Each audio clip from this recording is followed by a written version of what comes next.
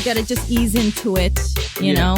We got a rolling start. Rolling start. I don't think that's a thing. Yeah, it is. Rolling start is always a thing. Everyone does a rolling start. How do you do a rolling start? Do a rolling start by somebody says something wacky like, "Oh my God, I got too many cockroaches in my elbows." That is a sudden halt. Okay, we're going to talk about something really important. Okay, right? It's It's supposedly called Krautrock. Supposedly. But that's some people don't like that. They I can consider it understand derogatory, of course. I see that. So we're trying to come up with other names like Deutsch Rock. Deutsche Rock. That sounds cool. Kosmisch Musik. Kosmisch is it's a subgenre of Krautrock, Kosmisch Motorik. Whatever. That's good. Gematzes. Gematzes, also good. Gematzes being, the things with the letters. What do you call that? Acronym. That's right. Acronym of German experimental, music. Oh, yeah. Gematzes. All right. German experimental music of the 60s and 70s. Yep. So there we go. Or we'll just call it Krautrock. We're just going to call it Krautrock. Welcome to No Dogs in Space, ladies and gentlemen. My name is Marcus Parks. I'm Carolina Hidalgo. And welcome to a massive, massive series that we've got planned. We're going to take a deep dive into Krautrock, of course. We're kind of in the middle of an experimental season right now. Experimental-ish. The experimental season is in itself experimental. Yes. But we're going to be covering a ton of bands that all fall under the umbrella of Krautrock. So we're going to be getting deep into Deutschland. So let's begin. Now, no matter where you're from, what your background in music is, or how old you are, the music that falls under the umbrella known for better or worse as Krautrock is just plain odd. It is from over here. Just want to let you know. But we've done a semester of this, basically. It gets cool when you get into it. Yeah, it's an acquired taste for some. And as a genre, it can feel impenetrable, especially when you consider that Krautrock isn't a genre at all. Really, it's more of a loose collection of German experimental bands active in the 60s and 70s, Gematzes. Put another way, calling Krautrock a genre of music is like calling cheese a genre of milk. That makes sense. Yeah. That makes sense. I'm glad it makes sense to you. To me. But with this series, we want to remove the impenetrability of Krautrock and cordially invite you to join that conversation you've heard time and again at your local record store. Neu versus Can, Mooney versus Suzuki, Amon Düül I versus Amon Düül II. Actually, the correct pronunciation is Amon Düül. Oh, fuck. Okay, yeah. From now on, Amon Düül. That's the last time I'm going to do that. Okay. In fact, we want to give you enough knowledge where you can decide for yourself whether the guy making the argument that Amon Düül I is better than Amon Düül II is being sincere or just contrarian. Or maybe it was an Amon Düül I. Overall, though, Krautrock really isn't about genres or styles or even scenes. Krautrock is about the kids who made the music. And when something is about the kids, it's almost always going to have its roots in rebellion. But Krautrock's rebellion is unlike any in modern music history.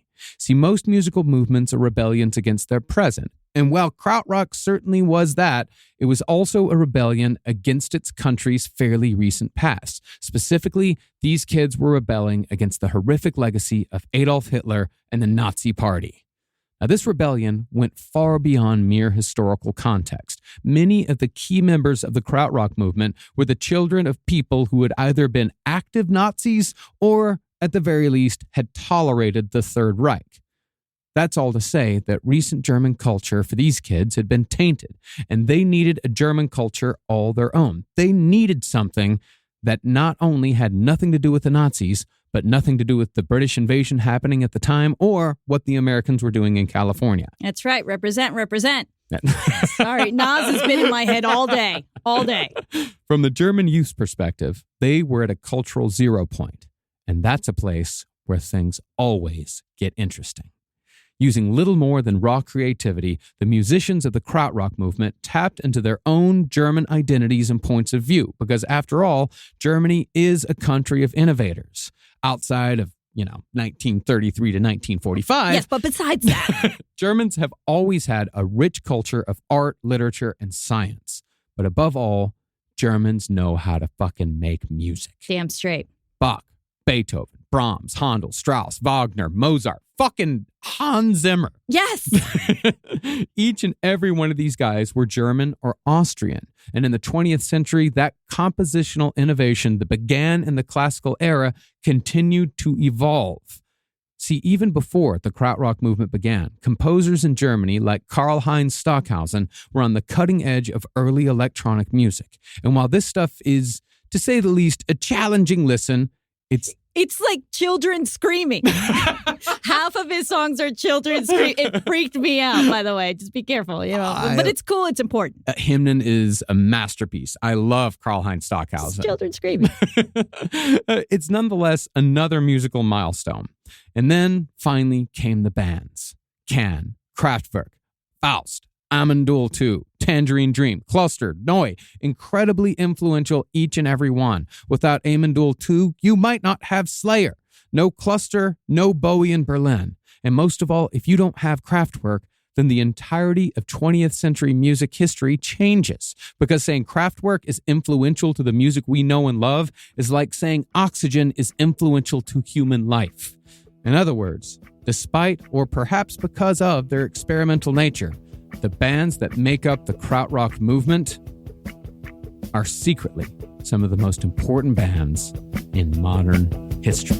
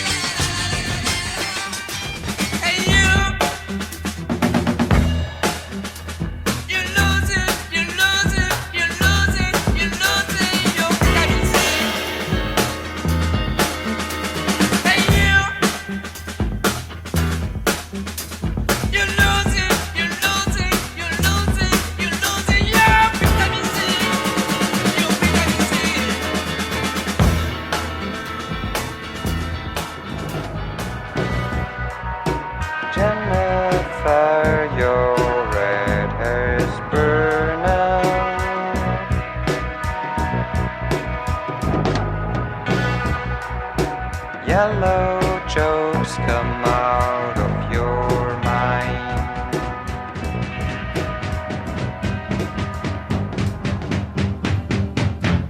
It's a rainy day. Oh, sunshine girl. Oh, it's a rainy day. Oh, sunshine baby.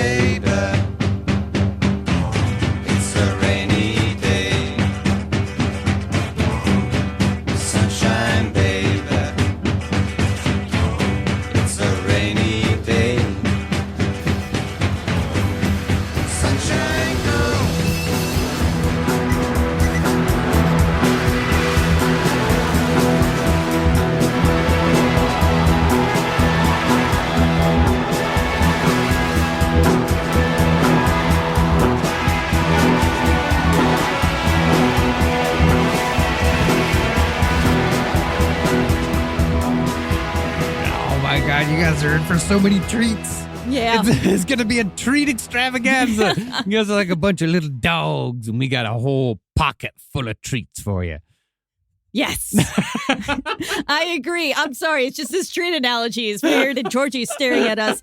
But you're right. You're right. This is going to be really fun. This is going to be crazy. This is, of course, going to be experimental. We're going to figure this out as we go along. Yeah, we definitely are. Now, amongst the kids that were coming of age in the 1960s, the Germans were unique in the Western world. See, at the end of World War II, the Americans and the British came out as either heroes or studies in courage. The rest of Western Europe, meanwhile, ended up somewhere around the middle when it came to their international reputations, save for maybe Italy, who exited the war considerably lower. Yes, they lost. That's what we're saying, because they were fascists. Yes. Germany, however, had become the worst villains in human history, and some of the seminal figures in the Krautrock movement had actually been there to see it. Yeah, like Erwin Schmidt, the keyboardist and co-founder of Can. He was born in Berlin in 1937, and he still has vivid memories of the Allied bombings from when he was 5. Yeah. He even remembers the sky glowing with the red flames and watching the Deutsche Landhalle burn. Deutschland Halle. It's there at Madison Square Garden. It's like at a big arena, a big venue. Deutschland Halle. Yes. Because little Erwin Schmidt, he was happy to see it burn down because the week before he was there for the circus and he hated the clowns in the show. So at the time when he saw it burn down, he thought, the clowns must be melting now. He was smiling. Yes, all of my plans are coming to fruition. It's fantastic. Erwin was the oldest of the 1968 generation. The 1968 generation being that everyone was in their teens or in their 20s during the year 1968. Makes sense. So many of them were born right before, during, or right after the war. So a lot of them were too young to even remember. Just Erwin is just weird with clowns. Well, that's the thing. If you were just some kid in Germany in the 60s, born during or after the war, trying to make sense of life and your own country's history, you found yourself at a loss because you weren't really allowed to ask your father or grandfather what he'd done in the war. History classes stopped at World War I. You didn't say the name Adolf Hitler, and the word Jew might as well not even exist. You don't say for or against because you don't want to get the answer. You don't want to hear that answer. At best, when asked about atrocities like the concentration camps, the mother or father of a German kid growing up in the 60s would say they simply didn't know anything about it, even if those parents happen to live in places like Dachau, where the first concentration camp operated for 12 years just 10 miles northwest of Munich. People within the village of Dachau would say, oh no, we didn't know what was going on over there. We just let them do their thing, we lived our life, and that was it.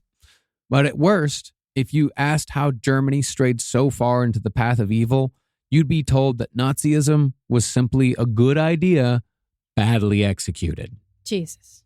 Really, while everyone was well aware of the existence of the Third Reich, all a kid in Germany had was a vague idea that your country had been responsible for atrocities beyond imagination between 1933 and 1945. And nobody, not your parents, not your extended family, nor your teachers, none of them were willing to talk about it at any great length. No, many of them didn't. But that's probably because of shame, or maybe they didn't feel any responsibility, or they were in denial, like you said, or maybe they were totally complicit. Which is terrifying.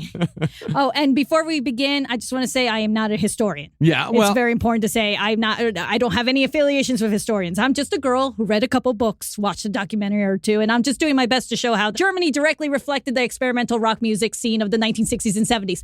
That's it. You say you're a girl who reads books. I say you're a woman who knows your shit. Oh, that's really nice. Thank you. You're welcome. Oh, that's kind. But even so, I do not have a degree in this whatsoever. So consult your local historians. And if you want, you can trust, but always verify. Mm-hmm. I will read a list of sources at the end of each episode. So here we go. When World War II ended in 1945, most of the people of Germany lost their homes, their belongings, their infrastructure. So right off the bat, they were homeless and starving, and it was only going to get worse. Every major city was completely bombed, and people kind of just walked around in a daze amongst the rubble. All they thought about was, how do we not starve? Not how do we reflect on what we just did? I mean, there was very little justice in Germany towards Nazis, at least at first. And also, you have to remember the mass suicides from the most complicit Nazis that ever Nazi'd. They were They were all dead. They were all dead. Or right. so they say. Oh, God, we're not getting into that. Not today. All right. And That's what they want you to believe. And from a coldly logical point of view, it did make sense to the Allies now in control of Germany, to take care of the most basic needs of the German people first. Yeah. Especially because both the Americans and the Soviets were looking for allies in the upcoming Cold War. That really fun thing that happens right afterwards. Well, they already knew before World War II was over that the next big bads were going to be the Soviets, and the horrible treatment of the Germans after World War I led directly to World War II. And they all knew that. So I think they were trying to prevent that from happening again. Yes. So to rebuild Germany as fast as possible, the Americans figured out the Marshall Plan, which is basically financial aid to Germany and most of the countries in Western Europe. I believe that the Soviet Union said no. No. Well, But with this Marshall Plan, people could eat and shop and live in a somewhat normal life. Only sugar was rationed, but you could go to a store and get like most anything you wanted. The people rose from starvation to a stable economy in just a few short years. They called this the economic miracle. Yeah, they even commercials even had a slogan that they would use. They would say, "Now back in stores," which was code for you couldn't get this during the war. The Nazis wouldn't let you have this. You can get it again. Yes, because Germany had been rationing their food for like over a decade. Yeah. So now it's like, oh, I can get whatever I want. This is insane, right? So even so, the Allies also figured we need to do something about these Nazis in Germany. Like, yeah, we got to feed them. We got to make sure that they're going to survive. But there's still a lot of Nazis around. We need to start something called denazification, right? So the Americans, they tried this. God bless their hearts, with a long-ass questionnaire. So everyone in Germany had to fill out a questionnaire in order to find out who was a Nazi Party member or affiliate or innocent bystander or, just following orders. But what's the point of this? Because, how are they going to, are they just going to take everyone on faith? They're going to put them into different categories for judgment. But how are they going to, what are they cross-referencing this against? If they already have the roles of all the fucking SS members, you just put it, oh, that guy's in the SS. You just check and see if he's an SS before you make him a judge.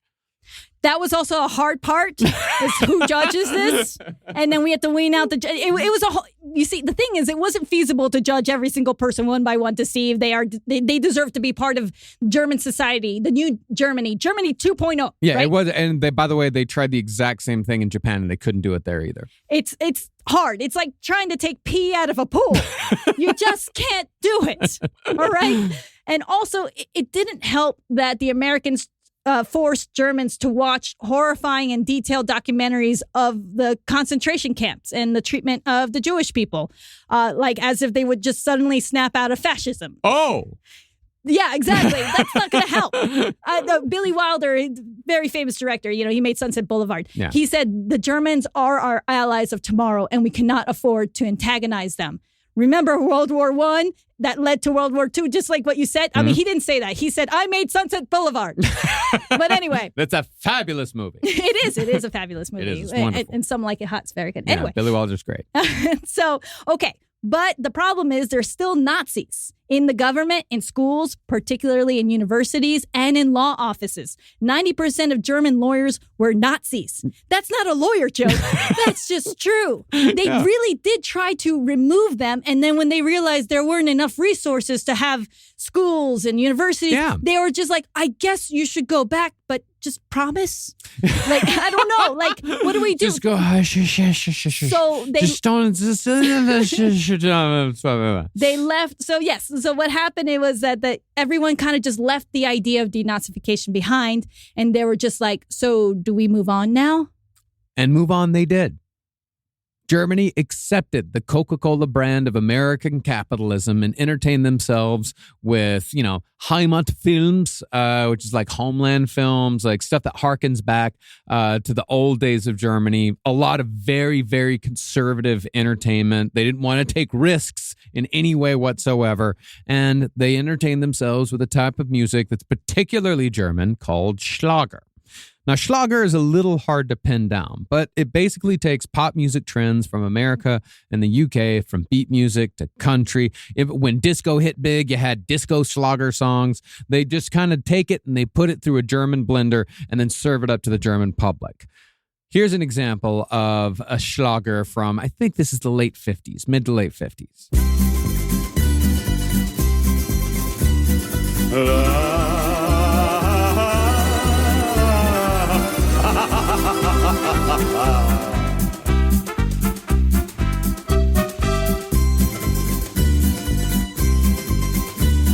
Was ich erlebt hab, das konnt nur ich erleben. Ich bin ein Vagabund. Selbst für die Fürsten soll's den grauen Alltag geben. Meine Welt ist bunt. Meine Welt ist bunt.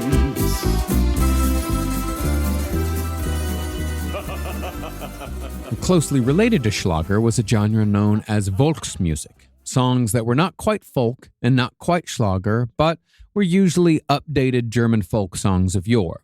While Schlager was usually pretty innocent, a lot of it was about cowboys for some reason. In Germany, Yeah. they got mountains. I know. No, there were a lot of songs about cowboys, and a lot of songs about mom. Okay. Oh. But And remembered the good old days. Well, remember the good old days. But that's the thing about Volksmusik, is that Volksmusik tunes were full of Nazi dog whistles. In particular, there was a hit called Schwarzbraun aus die Haselnuss, whose original version was a popular torch tune amongst the Hitler Youth.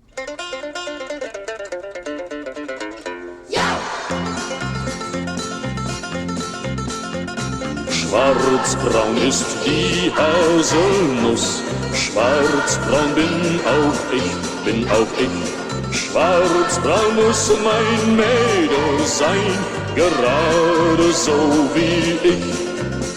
Holdrio, jovi, jovi, dia, ha, ha. Holdrio, jovi, jovi, dia, ha, ha. Holdrio, jovi, jovi, dia, ha, ha. Holdrio, jovi, jovi, dia. You know, I saw in an interview that Jello Biafra said that before his shows, I think this was after Dead Kennedys, that before his shows would start, that, you know, how you do a playlist for the audience while they're waiting. He would play only Heino music, which is like this. The guy that you just heard. Yes. That was Heino. Jello Biafra would play this for about 45 minutes before he would come on. And by then they were rabid. Typo Negative would do the same thing. When I got to see them at Irving Plaza, they played the chicken dance for an hour and a half. Like just clap, clap, clap, clap. And it's that fucking hour and like the crowd was maddened by the time Typo Negative went on, but then they just fucking killed it.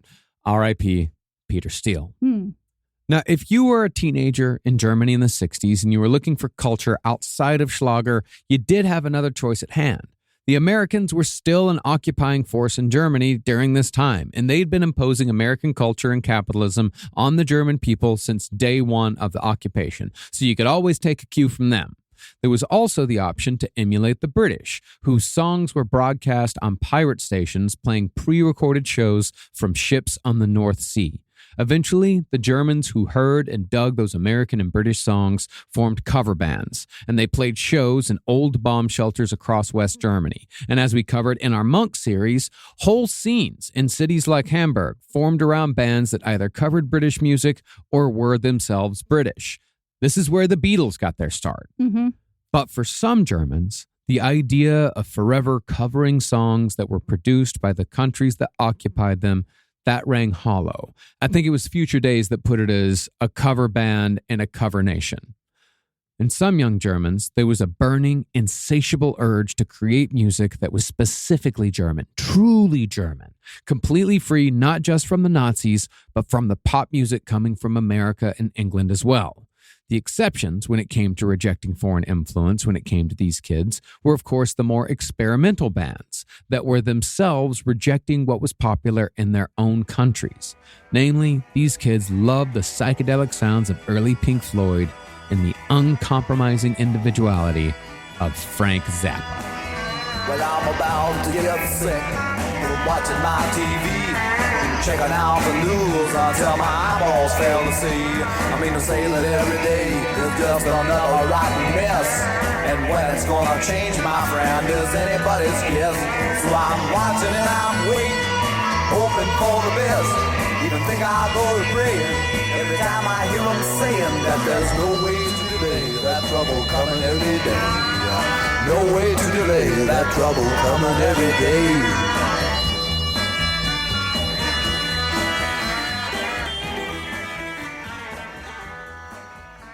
Now, Trouble Every Day is obviously political, but Krautrock itself was not political aside from notable exceptions like Fleur de Cologne. But surrounding these bands was a political revolution that was just as filled with rage as any of the others happening in almost every Western country in 1968. But even though Krautrock was mostly apolitical, the revolutions in West Germany during the 1960s provided Krautrock with a framework and culture in which it could develop.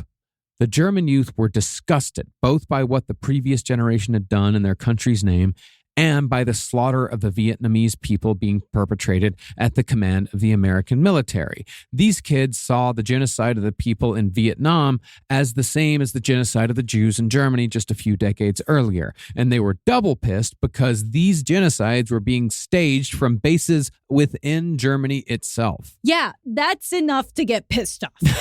There was definitely friction. Yeah. Especially with what we call the 1968 generation, right? And that's why a lot of young people in the 60s started the slogan, "Don't trust anyone over 30. Mm-hmm. Why? You know why, right? Because a lot of teenagers and 20-somethings of West Germany rebelled because they felt they had good reason to question authority and sometimes even completely reject it. A lot of these kids, especially what you call the counterculture kids, the artsy ones, the musicians, the rockers, the stoners, the activists, the beatniks, the hippies, the gamblers, is what they call them in Germany, kind of like hippies. Gamblers, double M, no B there, just so you know. Gamla. Yes, exactly. These kids would sometimes have long hair and would dress differently, and maybe they were a little unwashed. Maybe a lot unwashed. So what? But it was their progressive opinions and their aesthetic that made them a target. That's what made them a target. Yes. Yeah, it wasn't just that they didn't wash their hair every Tuesday. But it didn't help.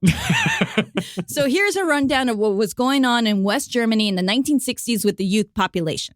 In the summer of 1962, a small group of young street musicians in Munich were playing to an audience of about 150 people, or 150 beatniks, as they were called in the daily newspaper. Sure, behind the times. Yes. The police intervened and threatened to arrest them for disturbing the peace and playing after 10:30 p.m. Oh. This led to a scuffle between the cops and the beatniks, one that escalated to a 4-day riot that involved up to 20,000 protesters on the street. My God. Hundreds of them were arrested, many of them beaten by police on horseback.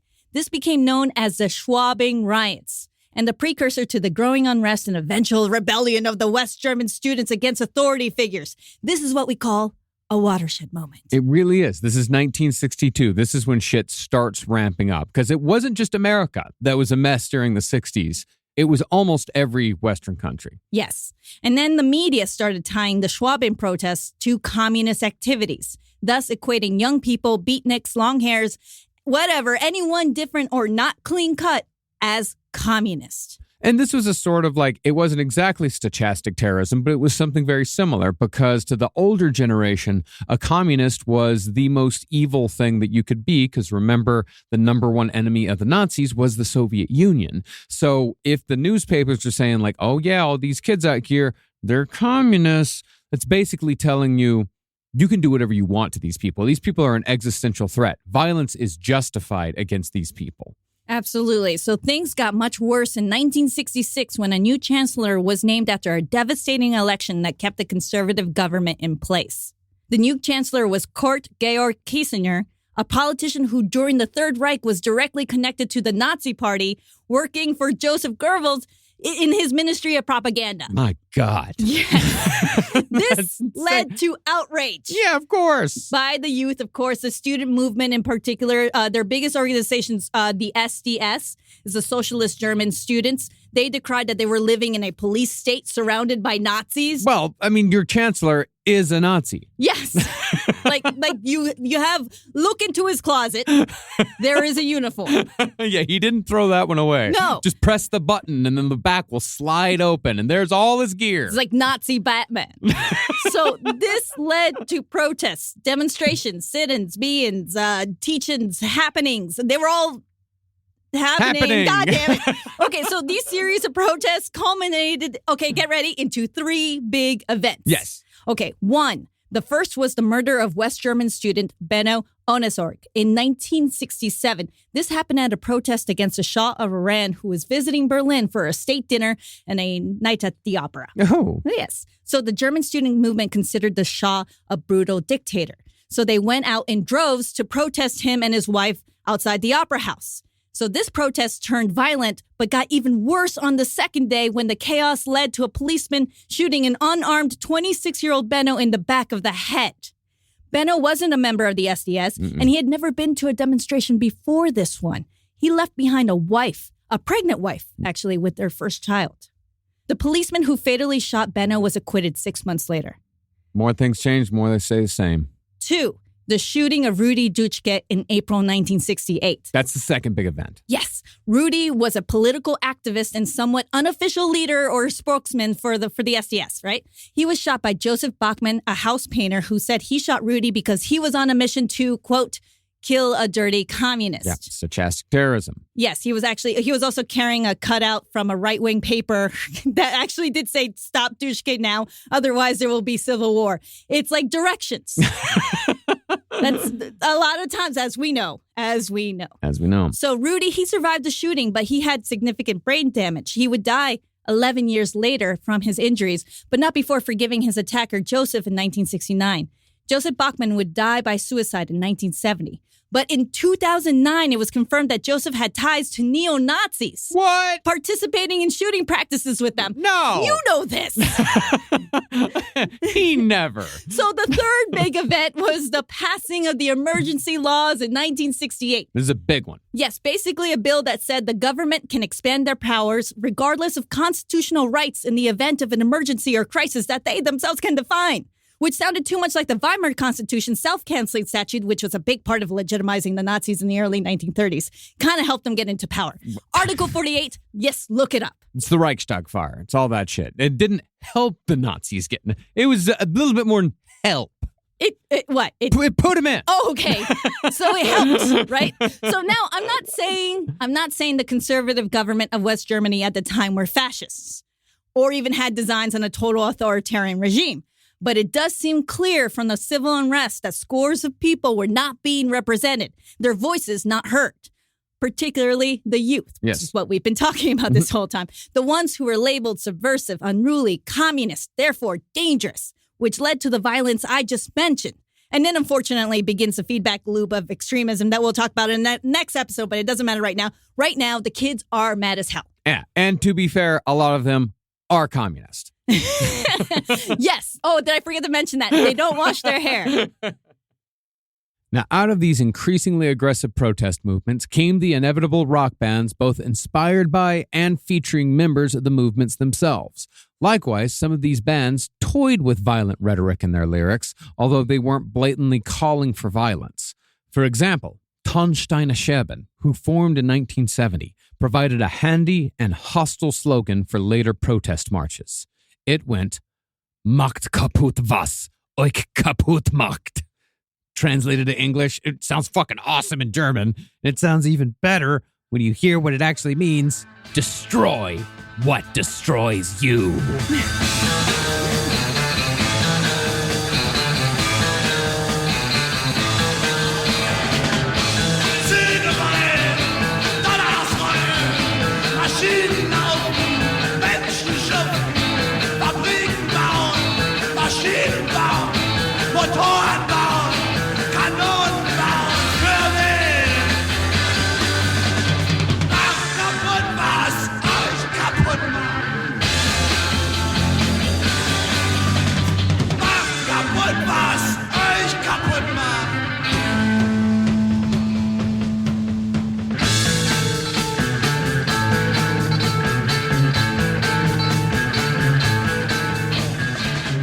That's so cool. Yeah. That could be a Dead Kennedy song. It really could be. And Yeah. that's 1970. So that's about 9 years before Dead Kennedys plays their first show. Yeah. That's amazing. Now, Steine Scherben, or the Scherben, as they're known to their fans, Der Scherben, they became a cult favorite.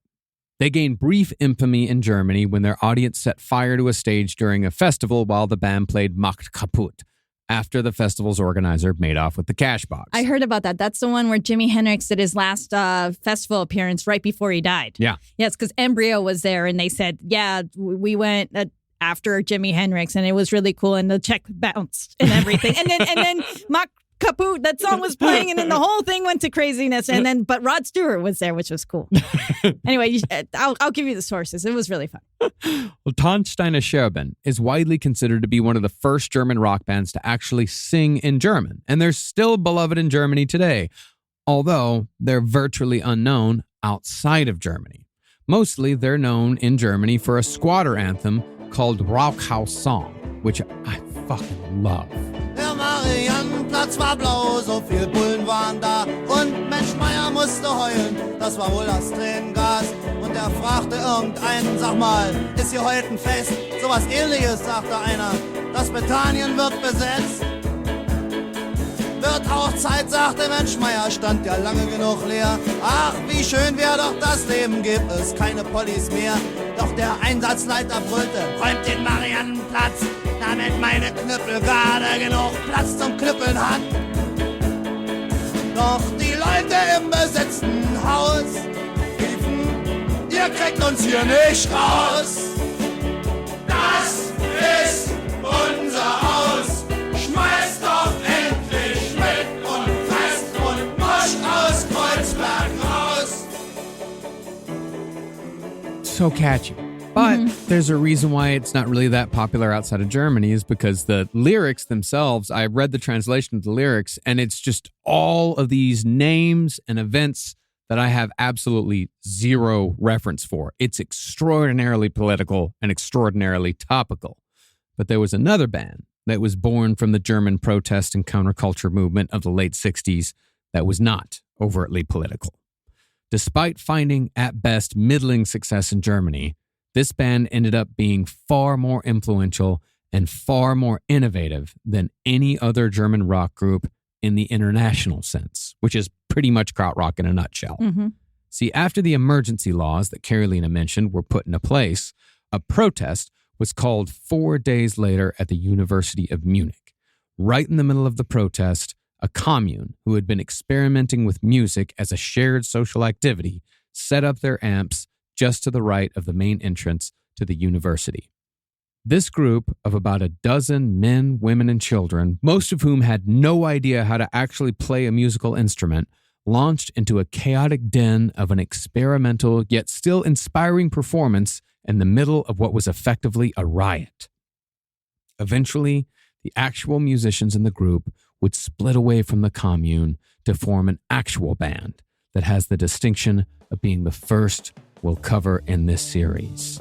They're one of the darkest. They're one of the heaviest. They're one of the loudest. Ladies and gentlemen, I give you Amon Düül II.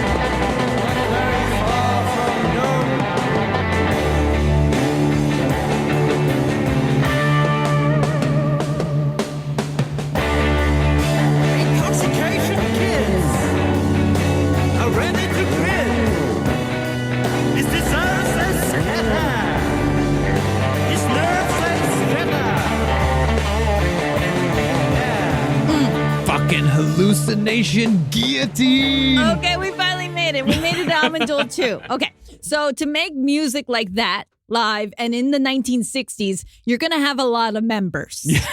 It's true. We're talking Amon Düül II. Yeah. Now, this is the beginnings of psychedelic music, of prog rock, space music, heavy metal, at least lyrics-wise. Yeah. And so this is not a song or an album. This is an experience. Yes, Amon Düül II is an experience, capital A, capital E. It's really fun, but it's also something you need to be in the mood for. And also your significant others also need to be in the mood for. They're just going to end up staring at the speaker the whole time if they're not. But this is important stuff. Yeah. You'll see as we dive into Amon Düül's story for the next episode and a half. And this story starts with German national Chris Kerrer, born only 2 years after World War II ended and grew up in Kempten, South Germany. The whole Amon Düül scene, this is all in the South, particularly in Munich. So this is the goatee of the Germany map head, or the crotch of the torso. Okay. I can see the goatee. I know what you mean by the goatee. Yes. Okay. Good. We'll do that then instead of crotch. The crotch of Germany. No. The goatee. Also, fun fact about Chris Kerrer: he was once arrested by the police for throwing candy during a protest. Jeez, what kind? I don't know. My guess is gummy bears. That's what I'm thinking. I like how you use the German pronunciation. That's the only way to say it now. So Chris Kerrer, he grew up playing violin and saxophone. He loved Coltrane. He played in a jazz combo with his friends, Peter and Ulrich Leopold, in boarding school. When he was in boarding school, he loved jazz. And that is until 1967 when Chris Kerrer saw Jimi Hendrix live in a small but super cool music venue called the Big Apple, right there in Munich. So that show was on May 16, 1967, which is actually 2 weeks before the Monks played with Jimmy at the Star Palace in Kiel that we talked about in the last series that you heard. It's nuts. I know. So this is the same time.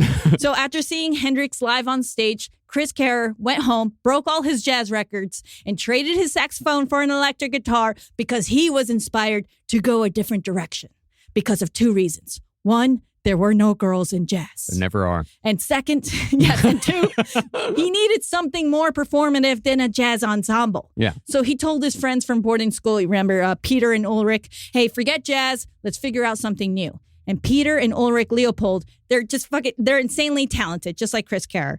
And they were brothers. Peter was the older one of the two. He was a beast of a drummer. Can we play a snippet of Peter Leopold's drumming? Yeah, let's hear it. All right. Remember, this is a very drum-heavy band.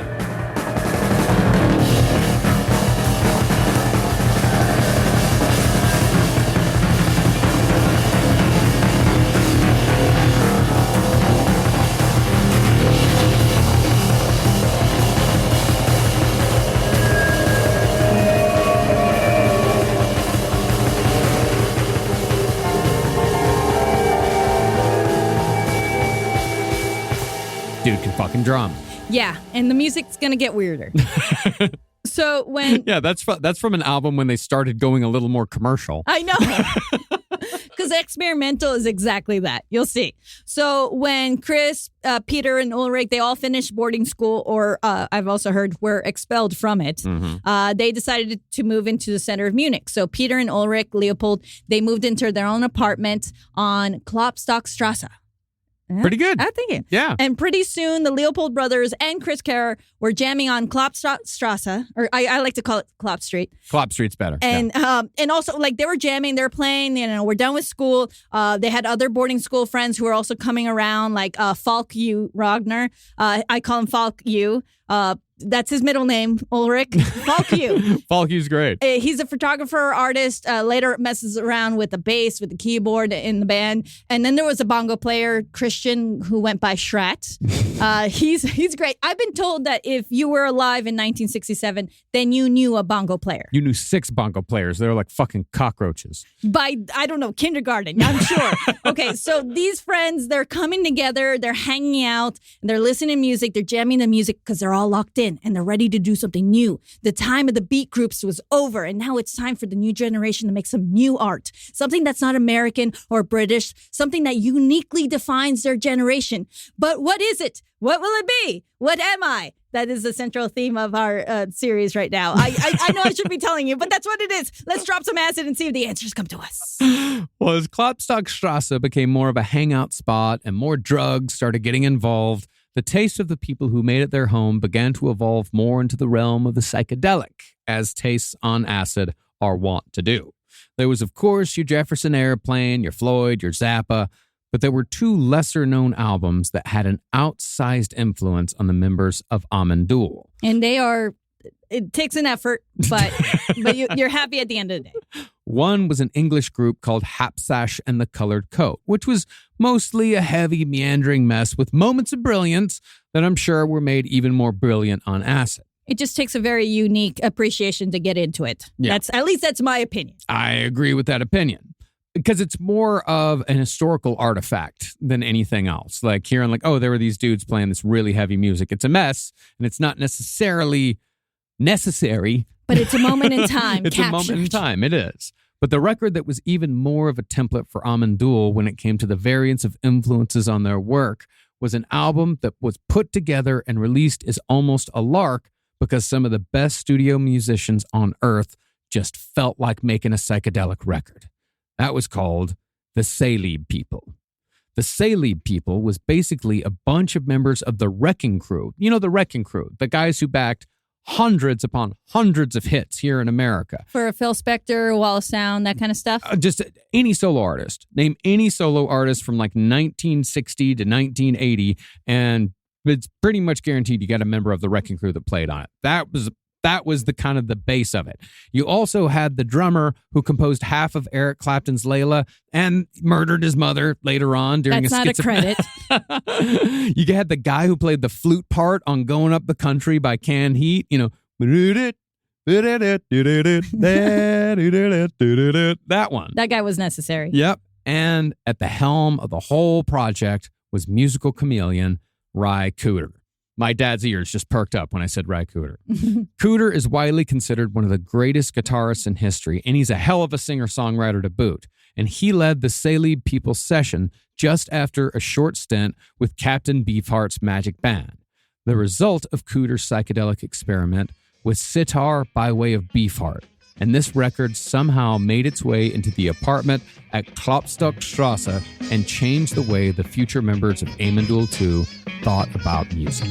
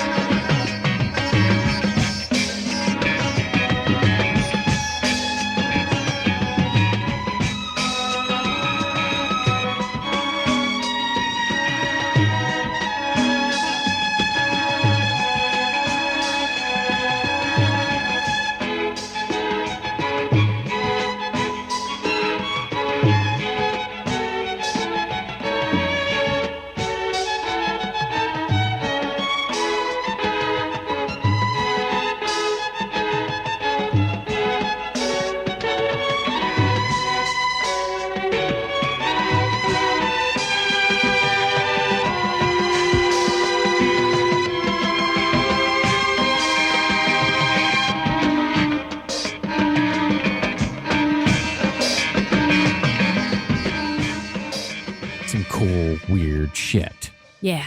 Now, California wasn't. Sorry, by the way, that's from the album 10 Yet, 1968. In case it's the only album they ever put out. It's on YouTube, in case you're wondering. And I don't even know how to spell anything, but look it up as best you can. Ceyleib People. It's a great album. I mean, a lot of the songs are like 25 seconds long, minute and a half, minute 12, because they're just fucking around. But this had such a huge influence on the members of Amon Düül II. Now, California was an impossible destination for the kids at Klopstockstrasse, so they did the next best thing and took a weekend trip to the UK to check out the scene in London. Guitarist Chris Carrer, drummer Peter Leopold, and a few others attended a festival at the legendary Roundhouse venue in London in 1967. While details are scant on what they actually saw that weekend outside of some free jazz and a performance by the Animals, the trip opened Chris Carrer's eyes to a new range of possibilities. In just briefly dipping his toe into the British scene for a weekend, Carrer saw that his loose group of musicians fucking around in an apartment in Munich were far behind what the English were well into. So he returned to Germany with a new resolve to take their music to the next level. Perhaps more consequently, though, Chris had returned with a fellow German who'd been working as an au pair in London for a few years previous. Her name was Renate Naup, and she would become an essential member of Amon Düül II as eventual lead singer. And my favorite member, by the way. She's my favorite. She's awesome. She's badass. Renate is amazing. Now, Klopstopstrasse soon began attracting some of the brightest young artistic minds around in film, photography, and even light shows to create a full multimedia experience. But the problem was that none of them were leaving after they fucking showed up. It got crowded. It got real crowded, actually. You know when it's like not cool anymore? Yeah. That's what happened. So, at the end of 1967, the Leopold brothers and Chris Carrer moved to a larger apartment on Prinzregentenstrasse, where Hitler had supposedly once given a speech from the balcony. But with all these young, open-minded people hanging around in a single space, it was almost inevitable that they latch upon a way of living that flew in the face of everything Hitler stood for, while also rejecting the traditional Western family structure, rebellion against the past and the present. Like so many others in Germany at the time, the kids at Prinzregentenstrasse, right in the middle of Munich, formed a commune. Yes. Prince Regent Prince Regent Street. Okay, there we go. So yes, when the Leopold brothers, Chris Carrer and all them, they moved in together. They did this to become a commune because they were anti-society, anti-nuclear family, anti-everything, but pro-LSD. Yeah. Isn't that fun? Okay, so their apartment... Some say essential. It was to a certain degree. And then eventually, they said, like, we had to leave that behind. But that's for later. Yeah. So their apartment in Prince Street was in an upper middle class bougie neighborhood, actually, where doctors and lawyers lived. Because remember, these guys, Peter, Ulrich, Chris, Falku, most of them are long-haired hippies, sometimes wearing Indian robes and colorful jackets. They're eating yogurt. They don't have jobs. They're anti-jobs. They share everything together. Food, weed, psychedelics, music. They play music all the time. Even the children. Yes, there's a toddler or two running around. Wow. Everyone is a musician. So just hand out some bongos or tambourines and we all get going. That's their life every day. Mm-hmm. That was the vibe of the house, the commune. And it sounds freaking awesome, at least at first, for a weekend. But the thing is, the guys, or rather the commune, they would let anyone in who was unusual, which could be fun. Anyone who can handle the unconventional, very Dada, very Fluxus. Yes. Like one guy, there was a British dude that stayed with them for 6 weeks in the same corner of the house. He didn't do anything. He didn't say anything. He just hung out in his corner eating butter sandwiches and everyone loved him. What a great guy. What's his name? Who cares? This is what we call a social experiment, an art commune, a drum circle gone too far. Far too far. Definitely much too far for their neighbors. I mean, these guys would be walking down the street and someone would poke their head out the window and would actually say, "You all belong in the fucking concentration camps. You deserve to be gassed." That's what they would hear just rounding the corner. Yeah. Yeah, pretty much. Like I said, Nazis still around, not all of them hiding so well. And their neighbors, they looked at this commune like they were criminals, like hoodlums, which brought them some attention. Actually, a journalist came over. He toured the place. He talked to the people in the commune. And a week later, the journalist published his story in the paper. And the commune, they all huddled together to check out their featured article in the big print. And it said, "This commune sucks." And if this is the future of Germany, then we need Adolf back. And they're like, wow, like what's on page 2? But that kind of rejection from the older generation, or maybe the more conformist, straight-laced, conservative groups of people, and the media especially included, they just emboldened the commune even more. They're fuck it, we're going to do what we want. And besides, what's wrong with what we're doing? At least we're not Nazis. But what are we? Yes. Right? So a few months after the commune moved in together, they said, we need to figure out what to call ourselves. Because there's loads of communes all over Germany, all over the world, really, at this time. And they identify in their own ways, like political communes, like Commune One or Commune Two, not very creative with their commune names. And sex communes, there were sex communes, the ones who practice free love, baby, that kind of stuff. Oh, yeah. Rosie, that was one. It's a great name for a fuck commune. But this is a music commune, one where we want to make something new, a new musical revolution, an awakening. If I may. You may. Okay, something that's German, but not. Something like international music. A name that needs something else. No, world music. Ah. That's it, yes. But not of this world. Space music. Kosmisch Musik. Yeah. Yes, so let's take Amon from the Egyptian sun god Amun Ra, and Düül, a word that doesn't exist. It really doesn't exist. No. I'm sorry, I don't. It's not a Turkish word for moon goddess. They did try. They retroactively tried to say like it is a word for Turkish moon goddess. It's not. They just fucking made it up. It's before Google. So Amun and Düül. Okay, perfect. It's neither American nor English nor German. It's unique. It's pithy. It's Amon Düül. Amon Düül. So by April 1968, the Commune were calling themselves Amon Düül. And with a new name must come a new ideology. Of course. Music shall be our language, and improvisation will be how we communicate between each other. This is how we change the world, not by preaching, but by living it. We're the youth of 1968, and after the legacy our parents left us, we deserve better. So we'll make it better. We'll jumpstart a society we can be proud of, and in the way we know how. Solidarity, brothers and sisters. Together we are stronger. Never give up. Never surrender. What? Galaxy Quest. Yes, it's 1968. It's the age of Aquarius, baby. There's a cosmic vibration going through the world, and the revolution is happening now, and it's being carried by the music. Hey, I was born in the wrong decade. I'm loving this stuff. I'm believing I would never live in a commune. Of course not. We couldn't live like this at all. Absolutely not. I don't like it. I don't even like when people talk to me when I'm in the bathroom. You know? But I love this whole idea, though. Yeah, and in theory, all of this is very cool. You know, but in theory, yes. And as you said earlier, for a weekend, it's very cool. Maybe even for a month, it's very, very cool. But it just tends, as we'll get into later, these sorts of ideas just tend to collapse under their own weight. Now, again, if you'll remember from our Monk series, the Beatles had cut their teeth in the city of Hamburg. And Germany was no more immune to Beatlemania than any other Western country in the early to mid-60s. As a consequence, Germany had its own generation of beat groups inspired by the Beatles and the rest of the British invasion bands. Most popular were the Lords. Oh, yeah, the Lords. Who are quite possibly the most awkward beat group of the era. I still like them for some reason. I mean, not this song. It's so awkward. It's fun. When I was born, you know, I couldn't speak and go. My mother worked each day, and she learned me to say mother and father and son, sister and uncle are fun. And she learned me to say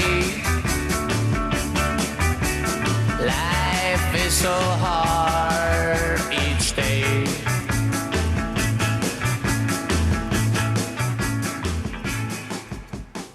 How do you manage to play a guitar riff awkwardly? I don't know, but they make it work somehow. It's competent, yet it's awkward. The Lords. Now, as you can imagine, the kids living in an apartment commune listening to the Salib people while they were being told they should be gassed in concentration camps, they didn't really vibe with bands like the Lords. Likewise, even going over to Britain, the Rolling Stones, arguably the tougher of the big two British invasion bands, their songs weren't speaking to the kids in the commune either. This was despite the fact that Mick Jagger was trying to write more revolutionary material, specifically with songs like Street Fightin' Man. Yeah, it's a great song. It is. Everywhere I hear the sound of marching George feet, Lord. 'Cause summer's here and the time is right for rising in the street, Lord. Well, what can a poor boy do except to sing for a rock and roll band? 'Cause the sleep has done down.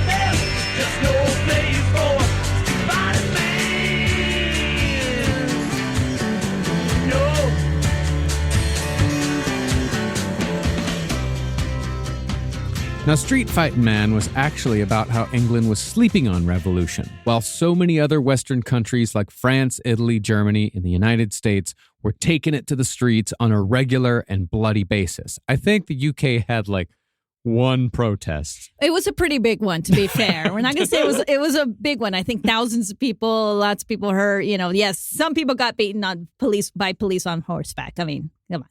One. Yeah, it was bad enough. I'm just going to stay home. Yeah. Really, what it came down to was that the beat groups that had formerly represented a counterculture in Germany had become too mainstream and didn't speak to the Prinz-Regentenstrasse kids at all, whether those groups be British or German. Therefore, the Amon Düül Commune did what all innovators do when the music they want to hear isn't being made. They made it themselves. That's right. So like I said earlier during my really cool Oppenheimer rundown, the emergency laws were approved by the government in May of 1968, and thousands of people stormed the streets to protest the emergency laws that had ironically been put in place to prevent future protests. That's fun, right? Mm-hmm. And in one of those demonstrations, Amon Düül had their first public performance in the University of Munich. You mentioned this earlier in the episode. Yep. Well, their first gig was relatively peaceful and serene, but powerful. It was different from what the students would normally listen to. It's not a song you'd normally hear from America or Berlin. It's not even really a song. It's completely different, and it's something the students relate to. It's Amon Düül. Yeah. So after this gig, they started booking real shows in clubs and underground venues, like the Blow Up Club in Munich. There, they put together a music and light show called, it's called The Transparent Magic Show, which I think is what an obvious, I'm not sure, but it's kind of, I think they're trying to go with like Exploding Plastic Inevitable, the light and music show that Andy Warhol and the Velvet Underground did. The Velvet Underground were doing that stuff in 1966, 1967. And this is Munich, 1968. And Amon Düül is already on top of that. And I'm sure it sounds much better in German. Yeah, probably. Yes. Let's say yes. Transparent Magic Show. That sounds like something for children. Yes.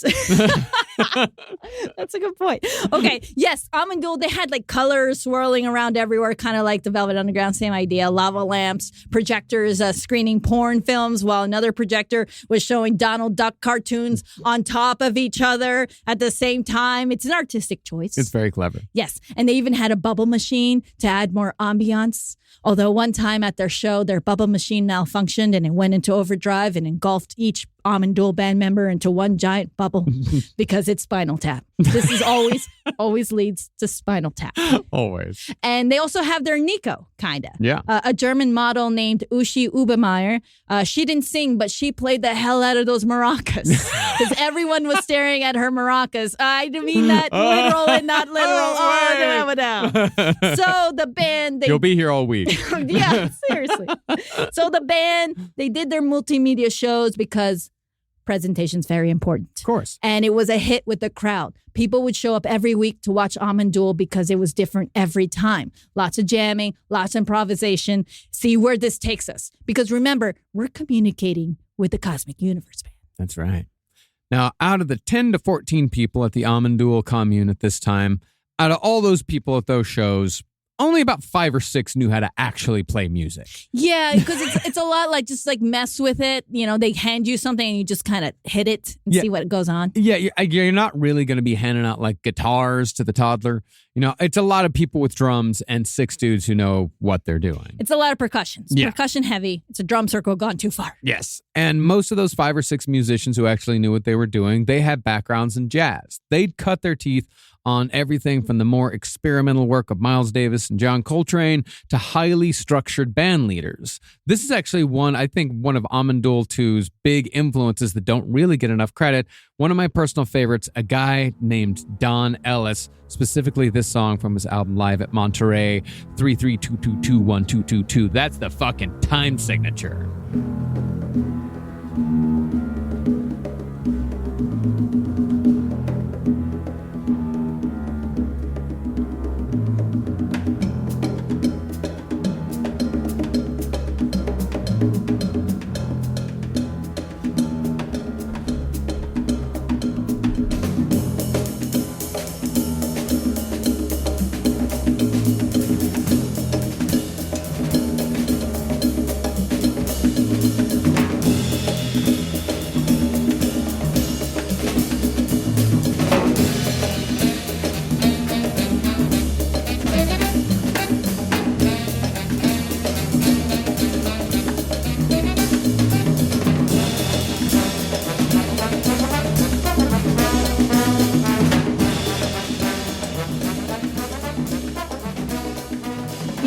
I've never heard Don Ellis before this or this song, and now it makes sense. Right? Yeah. All right. Totally makes sense. Well, we got about 5 or 6 Don Ellis records at the house that we're going to need to listen to tonight. Okay. Well, that's good. I'm glad it's only 3 in the afternoon. We have time. Jazz, however, would not be the basis for Amon Düül's early work. See, one of the main guys in Amon Düül was this singer-songwriter named Rainer Bauer. He was from Vienna. They always say that. He's Austrian. Yeah, they always make sure to say he's Austrian. Rainer from Vienna. Mm-hmm. And he came into the group, he came into the Commune, really, with a fair amount of rock songs or singer-songwriter tunes, tracks like that. They took those originals, Amon Düül took those originals, and they expanded them into 30-minute improvisational explorations that were inspired mostly by the Syd Barrett era of Pink Floyd.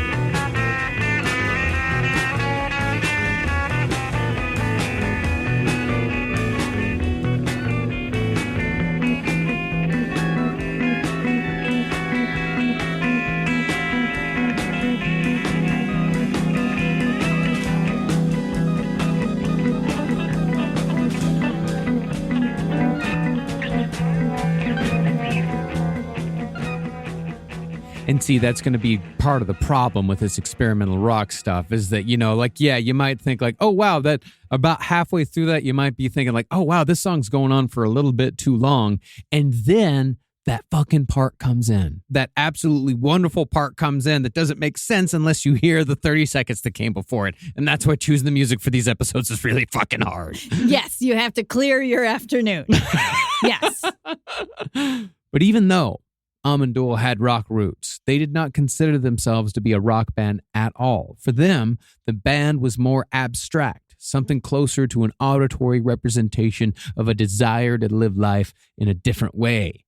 Man. Okay, we got it. The problem, though, is that when it came to commune living, abstract ideas can very easily evolve into rigid rules. And like so many other communes, Amon Düül became something that bordered on sinister. This is a problem with a lot of times the counterculture, the hippieism, like the whole live their life the way you want to, be free of things, and then you're eating a ham sandwich and they're like, are you going to eat that? Yeah. And then you're like, oh, but you're ruining the whole rules thing. That we're not supposed to have them. Yeah, I mean, do what thou wilt is the whole of the law, eventually goes bad. Okay, it happens. Eventually, the Amon Düül commune predictably began to place an oversized emphasis on sex. Free sex for all soon became mandatory sex for men, and not every man was into it. Chris Carrer, for example, remembered an incident in which he admitted that he hadn't had sex in a month. This was apparently a grave offense because some of the other men in the commune began accusing him of being either gay or impotent.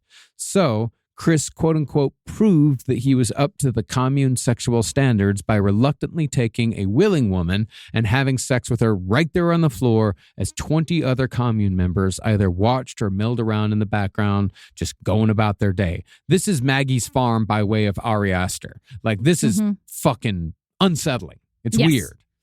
As far as singer Renate Naut went, she bristled against the strict rules the commune had placed on spending. Anytime anyone wanted to buy anything, they had to go beg the commune's cashier for money. And if any rules of any kind were broken, the offender had to go in front of a tribunal to explain their actions. The final straw for Renate came when she and a fellow commune member took a trip to the south of France for 2 weeks. And when they returned, They discovered that they were scheduled to defend themselves in front of the commune tribunal because they hadn't asked permission to leave the house. That's bullshit. Freedom my ass. Yes. It always ends up like this. You always end up trying to be the opposite of, and then you're back at the anus of fascism. It happens. It's just the horrible cycle of extremism. Yep. And all this bullshit, of course, strayed far away from what sort of commune Amon Düül was supposed to be. This was supposed to be a music commune for the purpose of making actual music. And by making every commune member a mandatory member of the band, music became just another dictate. That also meant that the music sounded fucking terrible. Okay. It's a matter of debate. Okay, let's keep going. I mean, like there's some good parts, but we really don't have to defend it or ostracize it. Yeah. So, because the commune had become more about politics than music, and because there was no way the serious musicians in Amon Düül could be in a band with dozens of people who couldn't play, the group split. Ulrich Leopold and Rainer Bauer became the leaders of the original Amon Düül group, while guitarist and violinist Chris Carr, singer Renate Knopp, organist Falk-U Ragnar, and bongo player Schrat Thiele left the commune to start their own group. The problem was what to do with the name. See, the group that split off, they really liked the name Amon Düül, but the commune wouldn't give it up. So, to avoid a legal fight that none of them could afford anyway, and to still retain the vision that they'd spent so much time developing, the split-off group, the group made of actual musicians, they called themselves Amon Düül II. And that's why it's called Amon Düül II. Yeah. The members who left said they named the band Amon Düül II to avoid confusion. But that, as you can imagine, backfired because that little 2 at the end caused nothing but confusion for the rest of their fucking career. It took me so long to figure out the difference between Amon Düül I and Amon Düül II back in the days when I was just downloading shit off of the fucking internet, off of SoulSeek, and just getting whatever. Why is there 1 and why is there 2? I didn't understand it. It's weird because I also sometimes have to type Amon Düül uppercase I, uppercase I. None of it makes sense. Okay, so that made the communal Amon Düül I. But remember, they don't call themselves that. It's just us, the fans, that call Amon Düül I. Yeah. Just so you know, it's not like Amon Düül II said, okay, now you have to call yourselves Amon Düül I. And they said, okay. Like, it didn't happen. No. Okay. There's Amon Düül and Amon Düül II. Okay, so they were done with each other, right? Except for 2 weeks later when they ran into each other at the 1968 Essen Song Festival, which, by the way, Amon Düül booked before the split. But Amon Düül I said, that's our gig. You guys are the ones who left. So Amon Düül I played and Amon Düül II watched. That's what just had to happen. Oof. And because Amon Düül II did not want to miss this festival. By the way, the Essen Song Festival is actually quite historical. It's the first music festival in Germany, and it's the first time a large audience was exposed to what would later be called Krautrock. Yeah. It was a music festival, but it was also very political. It was tied to the local SPD, Germany's socialist party. They had speakers, underground film screenings, and stuff like that. It just meant to bring awareness and, of course, to rock out to the music. Of course. I mean, most of the kids were just there for the music anyways. It was put together by music journalist Rolf Ulrich Kaiser, who set it up with funding from the city of Essen, who regretted it almost immediately. They always do. It was a financial failure, but a big win for us long hairs. Yeah. I'm going to include myself in that for some weird reason. But it was cool. I mean, there were dozens of bands and artists. On the American side, there was the Fugs, Tim Buckley, and Mothers of Invention, Frank Zappa's band, who made a lasting impression in Germany, from what I heard. Yeah. And the Krautrock bands like Guru, Soul Caravan, Amon Düül I. And this band, which I find them quite fun, Tangerine Dream. Yeah, they're pretty good. Fun. They're fun. I like them. Yeah, it's Tangerine Dream. This is what they sounded like at the song festival, by the way.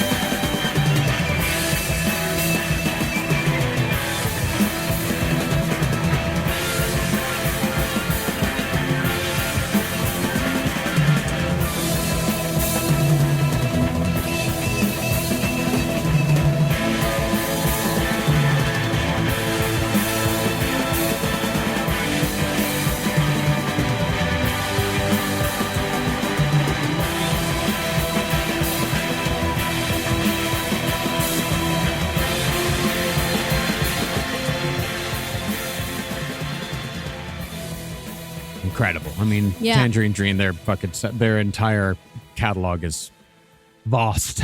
It's fantastic. And what's it called? Ultima Thule Part 1. Okay, so we're going to definitely have a video playlist, a YouTube video playlist, and also a Spotify playlist. Yes, we will. As we do for every single show, just search my name, Marcus Parks, for Spotify and search No Dogs in Space on YouTube for that playlist. And after this episode, if you really want to check out a cool Tangerine Dream performance, look up the one that they did in a cathedral in, I think, like 1969, 1970. It's fucking incredible. Awesome. Okay, back to the Essen Song Festival. Remember, this is huge. The Krautrock bands, they're playing in front of an audience of over 12,000 people.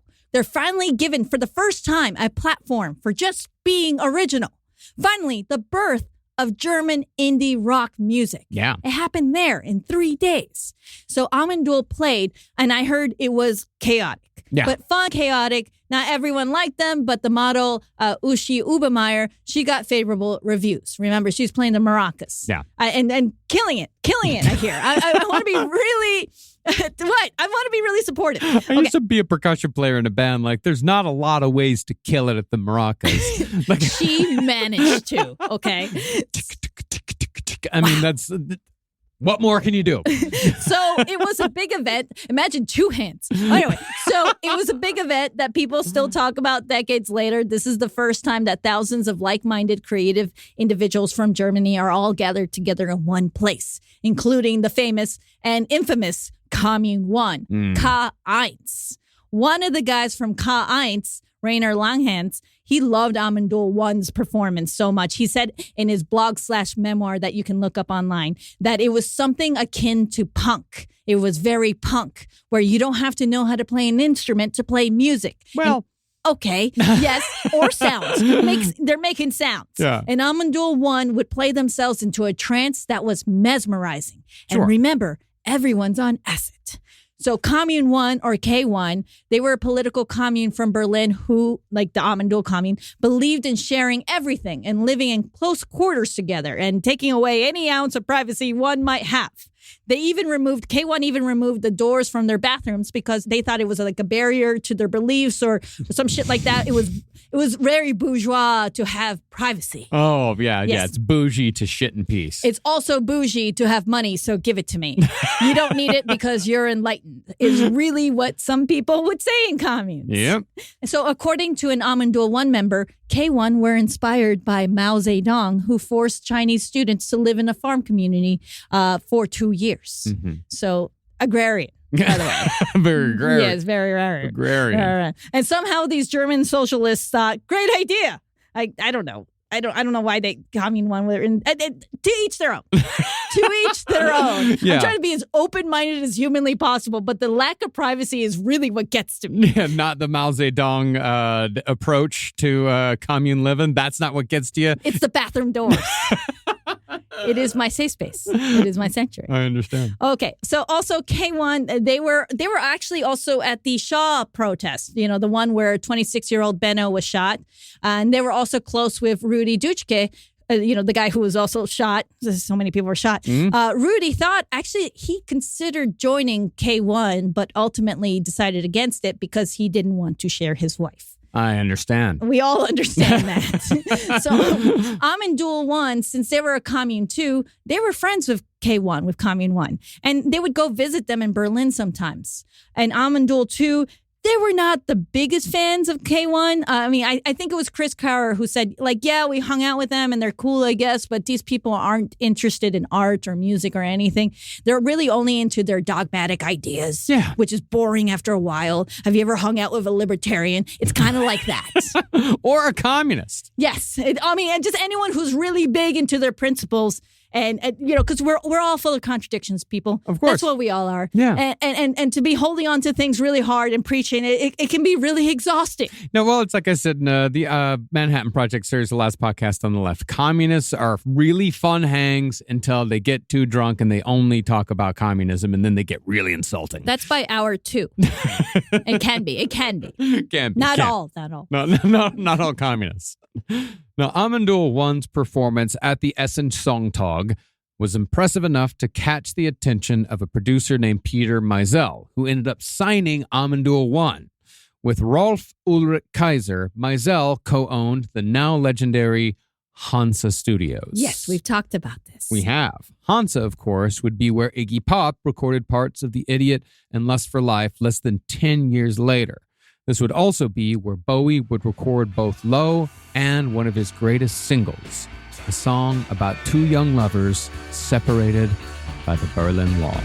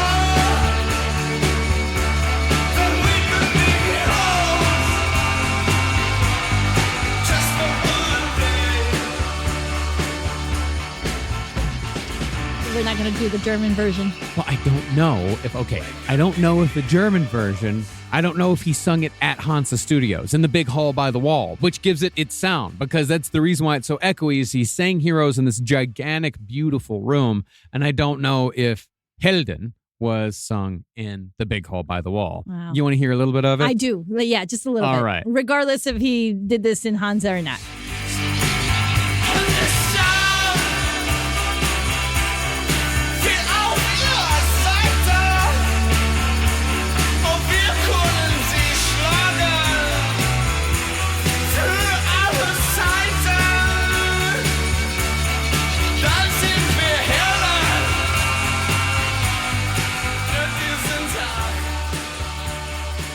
Cool. I feel like I understand German now. He sounds good. He sounds good. Yeah, he sounds amazing. No, I took 2 years of German, like I said, and I fucking understand very little.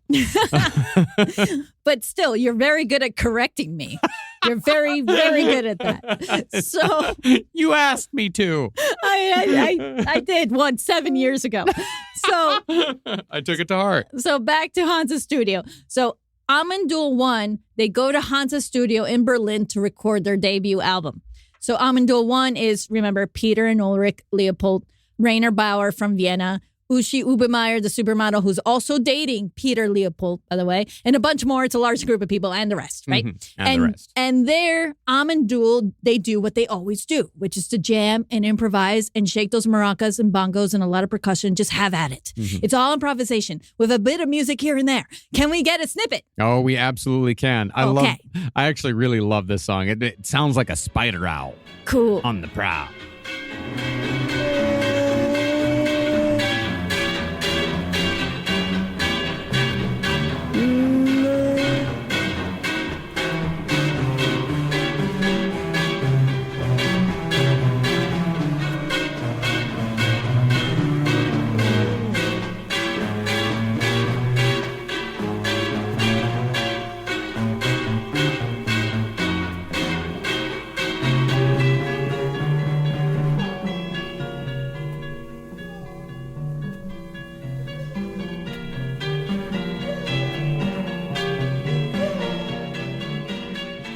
Okay, now everyone knows what we're talking about. See? A spider owl. But it's interesting. That's from Amon Düül I's debut album, Psychedelic Underground, which is really actually perfect description of what's going on here. Yeah. So remember, Peter and Ulrich Leopold, at least they know how to play their instruments. They come from a jazz background. But soon there's going to be problems between the brothers, Peter and Ulrich, and also between Peter and the rest of the band, really, and also problems between Peter and Commune One. Mm-hmm. You see, the band Amon Düül I, they were staying with their buddies at Commune One's house while they were in Berlin, and it was all fine and dandy until Amon Düül I said, okay, we got to head over to Hansa Studio to record this album, and K1 said, oh, we're coming with you. And they're like, what? Yeah, we're coming with you into the studio, into the recording booth with you. And I'm going to sit on this drum kit and fuck with it because it's now being occupied by K1. We share everything. Therefore, nobody has anything. Dickheads. And Peter Leopold, the drummer and owner of said drum kit, said, no, that's mine. Get off my stool. And the K1 guys refused, which made Peter so pissed off, he walked out in the middle of the recording. He was done with those guys, and he was done with Amon Düül I, II. And unfortunately, he was also done with supermodel Uschi Obermeier because she decided to stay with Commune One when she fell for Rainer Langhans, one of the more charismatic members of K1. So Peter, and we'll talk about them next episode. Yeah, I think Peter leaving it probably has more to do with the Commune One guy stealing his hot girlfriend than it did with the drum set incident. Yeah, well, Rainer Langhans, if you look at a picture of him, he's like very 70s hot. He's a dreamboat. He looks like Sideshow Bob, but like better and rounder. Yeah. They And all kind of look like Sideshow Bob, honestly. with the John Lennon like round glasses, and they're super cool. They're super hip. Yeah. So Peter Leopold, he went home to Munich and to Amon Düül II with his drumsticks in his hand, saying, "I lost my drums and I lost my girl. Can I join you guys instead? And by the way, you're right about political communes. Just focusing on the music is the way to go. I get it now." And they did let him in after much discussion. Now, while it seems like the split between Amon Düül I and Amon Düül II would have been seen as a positive event for the more serious musicians, it had a terrible effect on guitarist Chris Carrer. He felt that his original vision of a musical commune had been lost in pointless ideologies and internal politics, and this failure resulted in a small, nervous breakdown. He retreated to his mother's house and stayed in bed for 2 weeks, but when he finally recovered, he returned to Amon Düül II triumphant and inspired.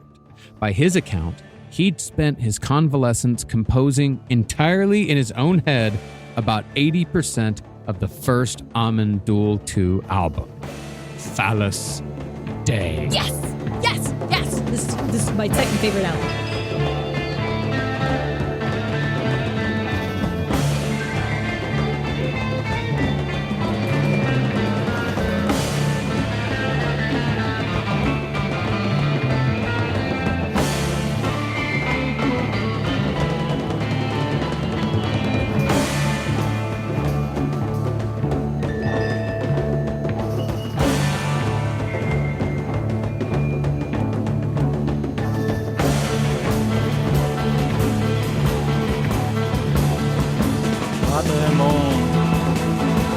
Será nós.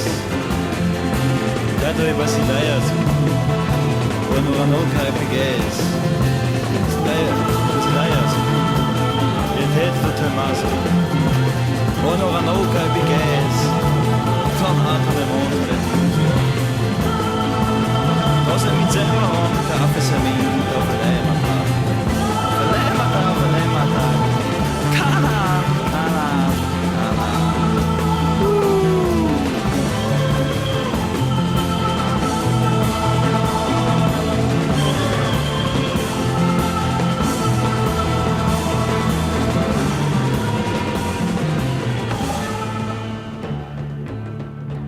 Now, do you hear the difference between musicians who know what they're doing and the Spider Owl song? I should have walked down the aisle to this. Although the Star Trek Deep Space Nine piano, thing that instrumental the that we piano version, the 3 a.m. at Quark's version, yeah. That was pretty good too, but this is something else. This is like, I see Chris Carrer, we're going to talk about John Witzer, like there are just so many ideas put into one place at one time, and it is fantastic. It is. And that's where we'll pick back up next week for the continuation of our Krautrock series with Amon Düül II Part 2, with the recording of Phallus Dei and the album that made Amon Düül II legends, Yeti. Oh, I'm so excited for you. You, the audience, sorry, the listener.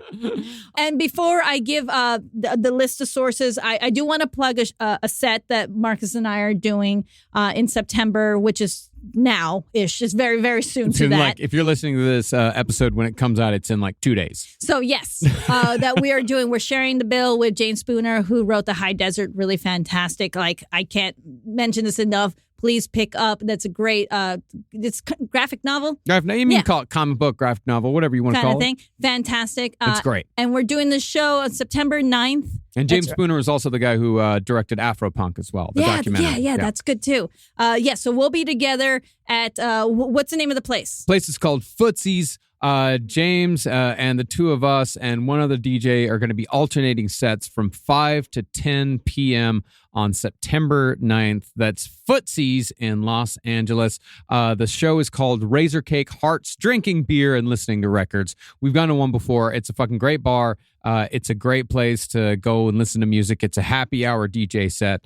And we hope to see y'all out there. It's going to be on September 9th, 5 to 10 p.m. alternating sets, us and James Spooner. It's going to be fucking killing Absolutely. it. It's going to be so great. And I do want to also promote the taco truck that is in front of that venue because the best fish tacos I've ever had. Those women know how to make some fucking fish tacos. All right. For sources, right? This is going to be a weird list, okay? So Tanzer Lemming book by Ingeborg Schober. It's actually a book in German, which I translated from Google Translate and then had a wonderful, wonderful research assistant, also associate producer, Patrick Fisher, help me out with the translation of that. Yeah. Okay. And giving us context to everything. Absolutely. And Times and Sounds, great book, Times and Sounds, Germany's Journey from Jazz and Pop to Krautrock and Beyond by Jan Rietz.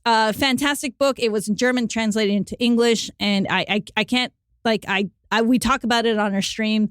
It's fantastic. This book I really couldn't recommend enough. This is just one of those extensive yet still entertaining music books that you dream of reading. It's cannot recommend Times and Sounds enough.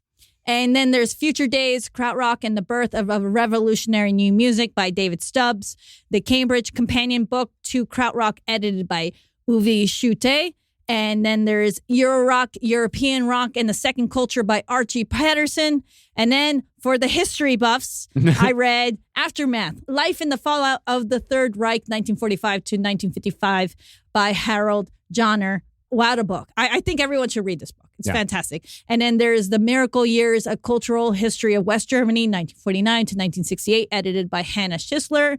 And then Widerstrecken, Music and Political Activism in Cold War Germany by John Tyler Patty at the University of Tennessee. This is a master's thesis that I found online. It was so helpful. So thank you for getting your degree and then putting it online for me to read. And of course, I used tons of stuff online, articles, interviews I found on The Wire, Mojo, and Uncut Magazine, and Krautrock and prog rock message forums. It was a lot of combing through stuff. A lot of prog rockers were like, Krautrock's not prog rock. And other people were like, yes, it is. And then I had to comb through that shit. And a blog by Rainer Langens, a memoir, the guy, one of the principal members of Commune One. He posted a memoir online. Google his name with blog and you'll find it, but it's also in German, by the way. And a big thank you to Emily Vota for outlining the Cambridge Companion chapters and the Future Days chapter on Amon Düül. Very, very helpful. Thank you. Thank you very much for setting up the timeline. And a huge thank you to Patrick Fisher, who is now we promoted him to associate producer of this Krautrock series that we are doing now. Because he has been without him, we wouldn't be able to do this. Yeah, no, Patrick has really been invaluable to giving us context to these German translations, to tell us they're actually joking here. What's the analogy with this? What does it mean? The oven stove is not working. What the hell does that mean? The days of sniffing the dirt are over. Yeah, exactly. He has been very helpful. Thank you to him and his father for helping and translating a lot of the stuff that we've been asking for. And also promotion stuff. We're on Instagram, No Dogs Pod. I'm on there as Carolina Deidre Hidalgo. We got t-shirts with men's and women's sizes on lastpodmerch.com. Lastpodcastmerch.com. Lastpodcastmerch.com. I wrote that wrong. Check out the playlist of our songs for every episode on YouTube. You just Google No Dogs in Space and YouTube and you'll find us. And Spotify. You can search that as well. And we've started doing a live stream on Twitch on the Last Podcast Network Twitch channel. Go to twitch.tv/Last Podcast Network to find us there every other Monday at 7 p.m. Pacific time. 7 p.m. Pacific time. every other Monday. So check out twitch.tv/Last Podcast Network to find out which Monday we're going to be coming up next. We've already done a few, so go check it out. And you can see some of our past episodes already. And you can also find those on YouTube as well if you're not a Twitch person. Yeah, absolutely. And this is going on forever, so we should just finish. We should finish. We're done. But we also have a band of the week because, as I remember now I remember, it's been a while since we recorded. If you make noise and you're a person or maybe a social experiment collective, whatever you want to be, a group of people or one person, and you make noise and you have it on an MP3 or Spotify or whatever, Bandcamp, and you want to send it to us, we would be honored to play it at the end of our episodes. Yep. nodogsandSpace@gmail.com is where you need to send it to. We get so many fucking submissions. But It's great. It's so great. So many of you guys have great stuff that's sent to us, but sometimes really all it takes is meeting me outside of Gelson's Supermarket, yes. This really happened last month? This happened last month. I met this woman outside of the supermarket where we shop, and she's a big No Dogs fan, and she sent me her girlfriend's band, and it's fucking amazing. We're gonna just play encouraging people to bump into us at Gelson's because we do go to Gelson's every other Monday? Yeah, that's just about, yes. That's really all it takes. And I had to play it because it's fucking great. It's so good. It's so good. It's a band called Rocket. Their new EP is called Normal to Me. You can find them at Rocket the Band on Instagram. They're about to go out on a nationwide tour, so check them out. If you want to see some cool live music at a venue near you, you can also, of course, go to their Bandcamp, and they're also available on Spotify. So here is Normal to Me by Rocket. Thank y'all so much for listening. We'll be back next week with Amon Düül II Part 2, which is Part 2 and probably a 9-part Krautrock series. Yes, and then the beginning of Can. So we're going to go into Can and Faust. So we'll let you know as we go along. Und Kraftwerk. Oh, yes. Oh, yes, sir. Goodbye. Bye. Goodbye.